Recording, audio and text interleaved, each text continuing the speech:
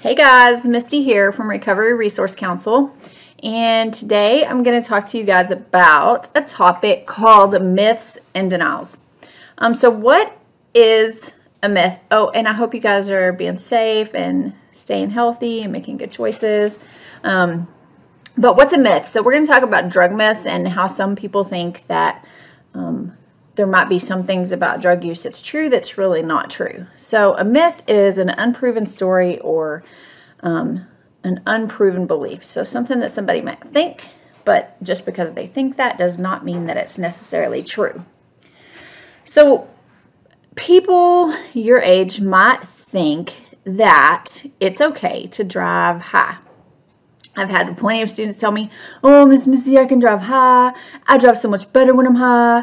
But the truth is you don't really drive better when you're high. That's not a possibility. So you may think that you drive slower. You may feel like you're being more careful, but in reality, you're not driving more careful because the way that marijuana affects the brain. So when people are smoking weed, they have their depth perception is off. So if some kid ran out in front of you while you're driving high, the fact is that you may be driving slower and you may be trying to drive more careful, but because your depth perception's off, you wouldn't necessarily be able to stop the car in time to not hit that child. Also, your depth perception and your coordination. So maybe just the simple things like being able to touch your finger to your nose. You wouldn't be able to do that as well when you're high because of the way that marijuana affects the brain. So that means that you cannot really drive safer when you're high, even though you may be trying to drive more careful. So we're going to talk about 4 myths and 4 denials concerning drug use. So the first one is that drug use provides emotional protection from the outside world. That means that people like to use drugs to cope. We should never use drugs to cope. So is there part of that myth that might be true? Yeah. If you're having a bad day, if you're not feeling well, if you're mad or stressed, then maybe you think when you get home that you're gonna smoke a joint because that makes you feel better in the moment. And while it is a quick fix, it's not a fix that's going to solve the problem. So you're not getting down to the root issue of the problem.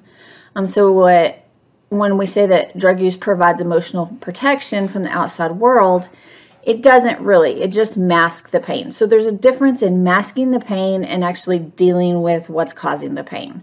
And so if we start using drugs to cope with things, then we're never learning how to make adult-like coping decisions or not have adult-like coping skills.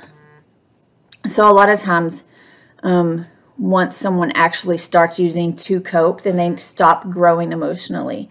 So as you guys are progressing through puberty and adolescence, you're really learning how to make adult-like decisions and have coping skills like an adult. And if you start using drugs to cope with things instead of learning how to deal with things and be able to get to the root of the problem and work that out, then you stop growing emotionally. You stop learning how to deal like an adult. So that means if you start using maybe when you're 14 and then you stop using when you're 24, then you've lost 10 years of emotional development. You've lost 10 years of learning how to think like an adult. Because coping is something that takes a long time, right? Like it takes a long time for you to learn how to have coping skills. It takes a long time for you to learn how to have anger management skills. It's not something that we just get overnight. And so all through these years of your adolescence, you're learning how to deal with those things.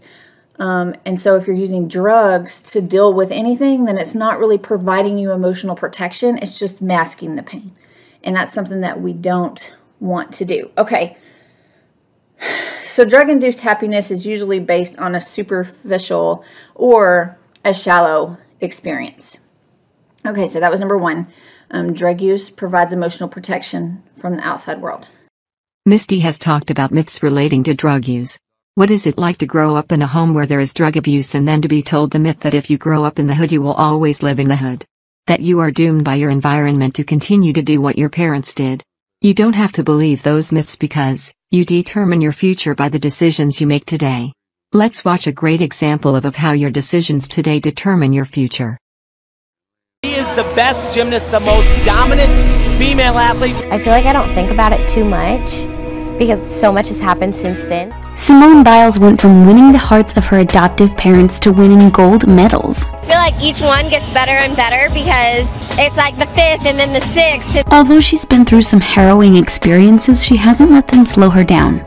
Let's get the topic that's on all of our minds out of the way first. Simone's family is going through an unimaginable difficult time after her brother's arrest, and we don't blame this gymnast for having a hard time processing the situation. Simone Biles' brother, Tevin Biles Thomas, was charged with a horrific crime. Simone released a statement via Twitter claiming that her heart aches for everyone involved, especially for the victims and their families. She expressed her sincere condolences and asked the public to respect her family's privacy during this difficult time. While this is clearly a tumultuous time for this incredible athlete, it's not the first hardship she's had to persevere through during her incredible life. Like many gymnasts, Simone started training at a young age, but it wasn't just because she needed something to do after school. Her biological mother, Shannon Biles, struggled with substance issues, and Simone found herself going in and out of foster care when she was around 3 years old. Her biological father, Kelvin Clemens, met Shannon when they were teenagers, but was never a part of Simone's life. I never had a mom to run to. I always remember feeling hungry and afraid. Her maternal grandfather, Ron Biles, and his wife, Mellie, decided to adopt both Simone and her younger sister, Adria, when Simone was 6 years old. These are the people Simone considers her parents to this day. She remembers asking Mellie if she could call her mom the day she was adopted. Her other siblings, Ashley and Tevin, were adopted as well, but by Ron's sister, Harriet. Ron says he didn't plan on adopting little Simone, but that didn't quite work out for him. You're not gonna steal my heart. She did.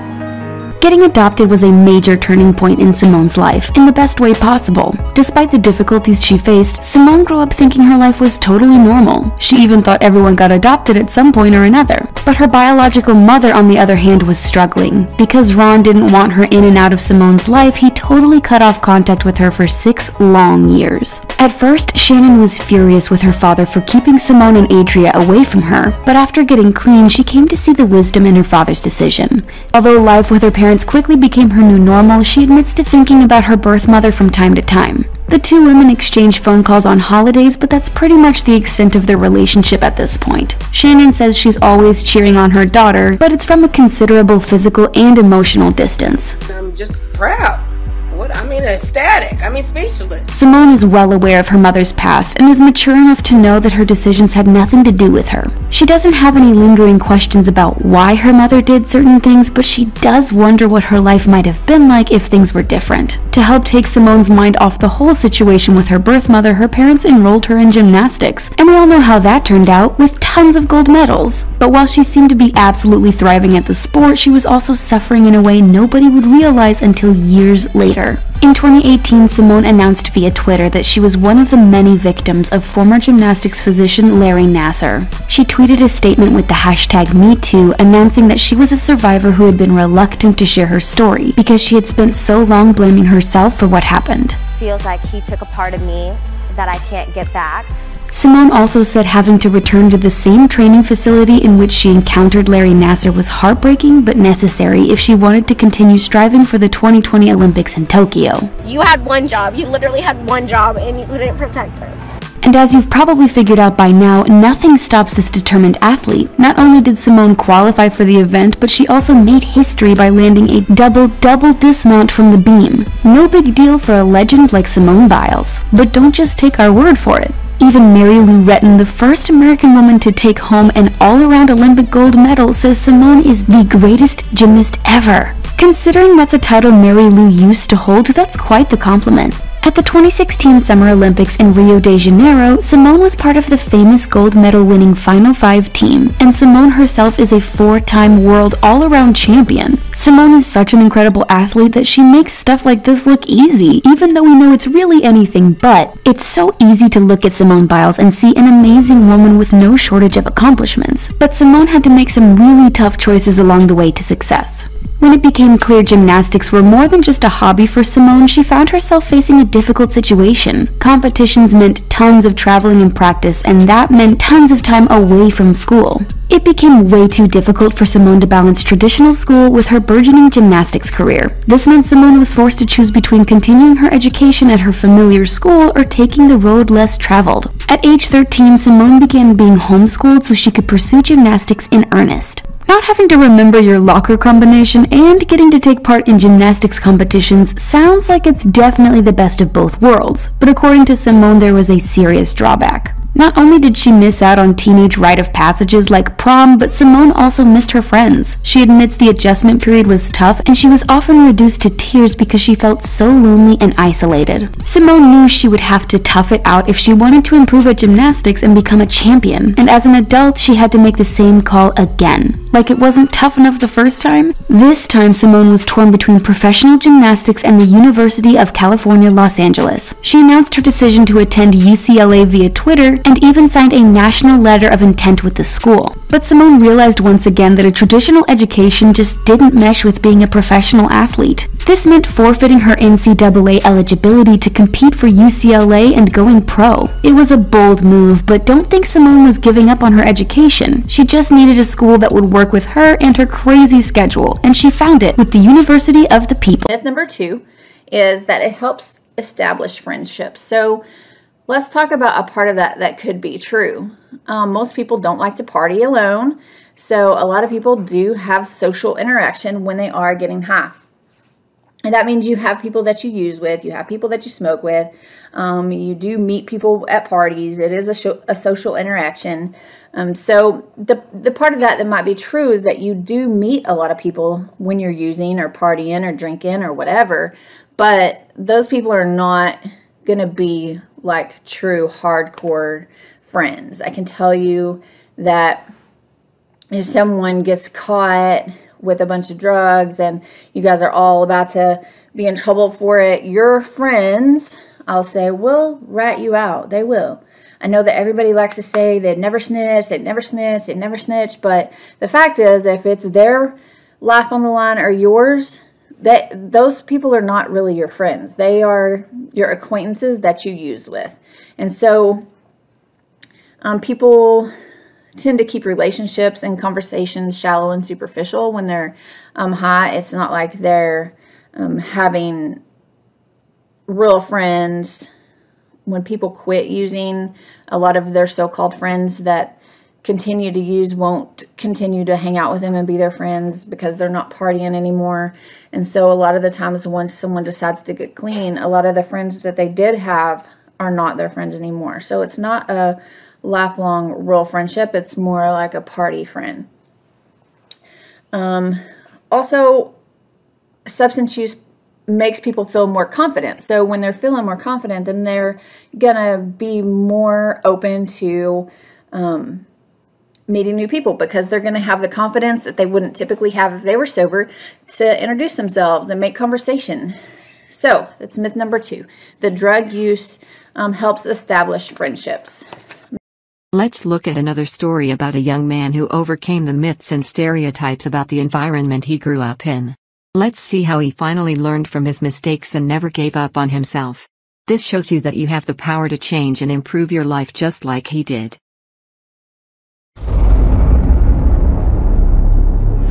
Peterson takes off. Matthew backs up, grabs it at the 38-yard line. Forget about it. You'd have to have Deion Sanders out there to catch it. And he's going all the way. Touchdown. The Honey Badger strikes again.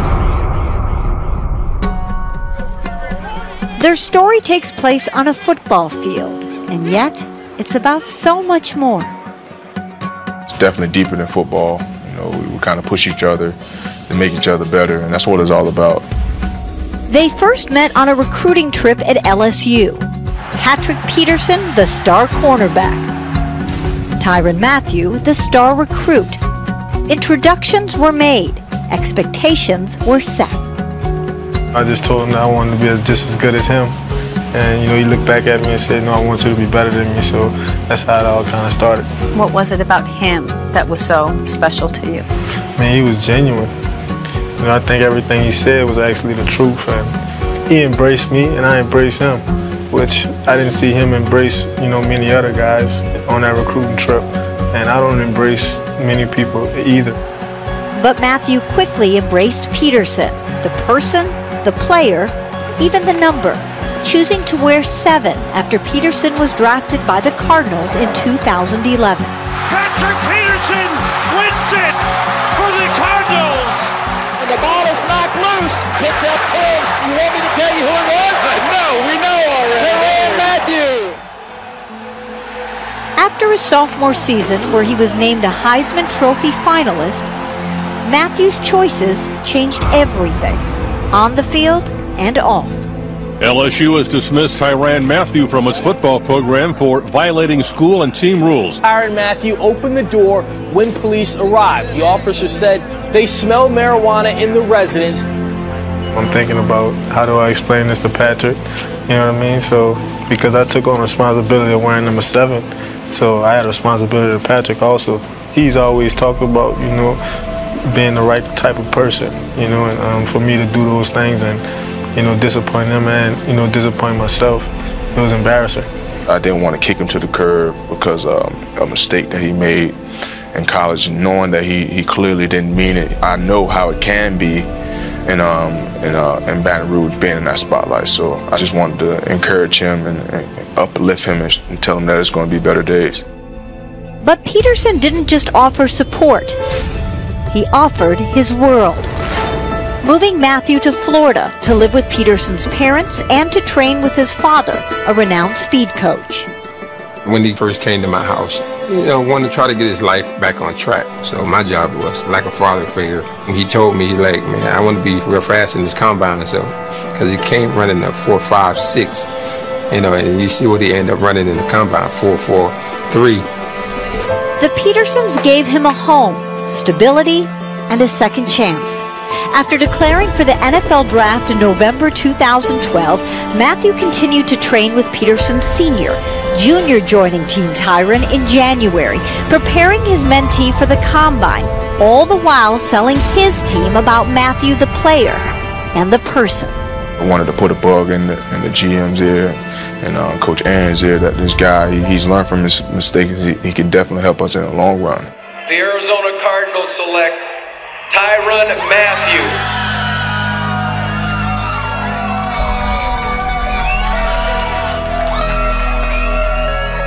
He was sorry for letting me down. He told me he won't let me down again. At the end of the day, you want to do the right things for yourself, but I want to do the right things for Patrick too. Our friendship was much deeper than that, and I knew he was always the guy I could go to and lean on. Take me through some of your moments that got you to think, I've got to be different in this level of my life than I was in the last. Obviously, getting kicked out of school, that was a realization for me. Then 2 months later, I got arrested. I'm just sitting in that jail cell and I'm thinking about, who I am today. I don't fear much in my life, but the only thing that I feared was becoming what I was surrounded around as a young boy. Just sitting in jail, I realized, hey man, you don't got too much longer before you become, one of your cousins or one of your old friends. Marijuana was your issue. Right. What was it that got you to be able to say, somehow I gotta stop? I just stopped running to it. When the distractions seemed overwhelming, I just ran to the marijuana to kind of settle me back down. It beat me up, man. It beat me up for a long time. I started at a young age, you know what I mean? And how young? 12. So, for me, that was like popping a can of soda open. I remember sitting in rehab, man, and you think that, it's not a problem. But I was struggling with something deep. I was losing more than I was gaining. If I were to read you a couple headlines right now of who you used to be, what would your reaction be? I'm not sure. Matthew admits to failing more than 10 drug tests. Finalist dismissed from LSU. Matthew family shocked, saddened by Honey Badger's drug arrest. Honey Badger is not a punchline. Wow, sucks to be that guy. Do you know that guy anymore? I don't know him. You have to fall down if you want to get back up. If you want to be the person you want to be, then you have to fall down. I mean, this thing has to beat you up. So once you get through it, man, you find out who you really are. What got you to go, I've got to change my life? I think it was when I got that phone call and I got drafted. And then I realized that, hey, I got my opportunity. I got my chance. Probably the happiest draft choice I've ever made. Tyron is one of those kids that he pays back every day, and he's becoming the face of the franchise. This is the type of player that we would have put, as we call it, in the shoebox. We would have taken his draft card off of our board, we would have put it in the shoebox, and he would have been a player that we would not even have discussed. He's given me a new perspective. Some people deserve a second chance. I don't know, he's just special. You know, Coach ain't allowed to have favorites, but he's my favorite. What are you most proud of? Man, I never knew I could be this strong. I feel so in control of myself right now. Do you come through the other side of the tunnel, or is the tunnel continuous in life? This is a forever process. I'm not done being great. I'm not done becoming a man. And I'm not done holding myself accountable. I know it's not going to stop. I know it's not going to end. And the only way it comes back into my life is if I let it. So the next thing we're going to talk about is denial. And there's 4 types of denial. So denial is ignoring the consequences that are obvious to others. And so while there was 4 myths, there's also 4 types of denial. So the first, they are blame others for their use, they deny their injury, they deny effects on others, and reinterpretation. So the first one is drug users blame other people or outside social events for their use. So an example of this would be, I had a rough day at school today. My teachers were pounding me. My coach was really on me hard today. I had a bad day. I don't feel good. I'm stressed. I'm mad. And so when I get home, I'm going to smoke a joint, or I'm going to drink a beer, or my mom really made me mad today. Like, I'm not happy with what my mom was saying to me, so I'm going to go smoke a joint. So that is, people will blame others for their use. That's a type of denial. They'll say, I use because this person did something to justify my use. And so anytime you have to justify your actions, you should really stop and play that tape all the way through. So if you have to say, well, I'm going to smoke a cigarette because my mom made me mad, or I'm going to smoke a joint because my mom made me mad. If you're having to do any kind of justification for your drug use, then that's denial. So you're kind of taking away your own responsibility and placing the blame on somebody else. I always like to tell my students that if you have to justify the things that you do, then maybe you shouldn't do them. And I use the example of like donuts. I take my classes donuts sometimes, and I always not have one because bread is not my friend. But if I can say, it's just one, right? Like, it's just one donut. Like, one donut's not going to hurt. Well, one donut will lead to 2, and 2 to lead to 3. And before you know it, gained 5 pounds. So if you have to justify, like, it's just one, or just one won't hurt me, or just one, this one little thing is not going to be really it's not going to affect me in a bad way. If you have to do that, if you have to talk yourself into doing it, then don't do it. Just don't do it. Okay, so that was drug denial number 1, is they blame others for their use. Then they will deny injury from their drug use. So other people around them can see that their drug use is causing them some sort of physical harm or emotional harm, but they will say that it's not. So you'll see people that have been smoking for 50 years, and they'll be walking around with their little oxygen tank still smoking. So they're not really taking in the injury. You will see people who may have been on drugs for a while that may pick at their face, or may have some sort of other injury that others can see, like, this is hurting you, and they'll deny that any kind of drugs is hurting their body. Or it could be as simple as people smoking a joint or smoking weed every day, and then saying, it's not bad for me, it's okay, it's not hurting me. It's not hurting my lungs, it's fine, it's natural, it's fine. So when you deny injury from your drug use, that's a part of denial. So we've done blame others, deny injury. We're going to do deny effects on others. So people will deny their effects on other people. So maybe people that are really addicted will start stealing from people to get money to use, or their actions will hurt the people around them. Because oftentimes the people that are using and truly addicted will end up hurting everyone around them. And this could be in different ways, like financially or emotionally, or just not been a good friend or a good brother or sister to the people around them. But whatever so your actions don't just hurt you. So maybe if you are addicted it's not just you you're hurting. There's people around you that love you and they care about you, and they don't want to see you hurt, right? They don't want to see you going through these things.